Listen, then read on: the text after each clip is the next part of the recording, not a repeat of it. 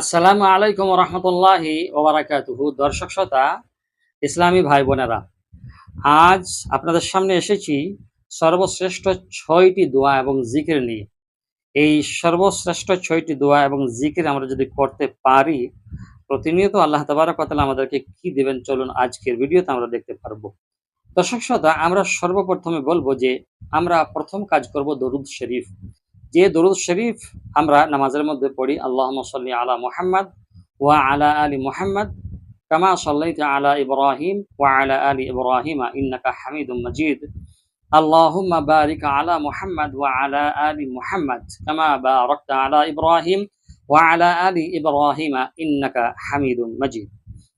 তো আমরা এটা পড়বো প্রথম নম্বর। দ্বিতীয় নম্বর, আমরা আস্তাগফিরুল্লাহ আল্লাযী লা ইলাহা ইল্লা হুয়াল হাইয়ুল কাইয়্যুম ওয়া আতুবু ইলাইহি, কিংবা আস্তাগফিরুল্লাহ রাব্বি মিন কুল্লি যামবিন ওয়া আতুবু ইলাইহি। তৃতীয় নম্বরে আমরা পড়ব ইয়া যাল জালালি ওয়াল ইকরাম। আর চতুর্থ নম্বরে আমরা পড়ব লা হাওলা ওয়ালা কুওয়াতা ইল্লা বিল্লাহিল আলিয়্যিল আযীম। চতুর্থ নম্বরে আমরা পড়ব লা হাওলা ওয়ালা কুওয়াতা ইল্লা বিল্লাহিল আলিয়্যিল আযীম। এবং পঞ্চম নম্বরে আমরা পড়ব লা ইলাহা ইল্লা আনতা সুবহানাকা ইন্নী কুনতু মিনাজ জালিমিন।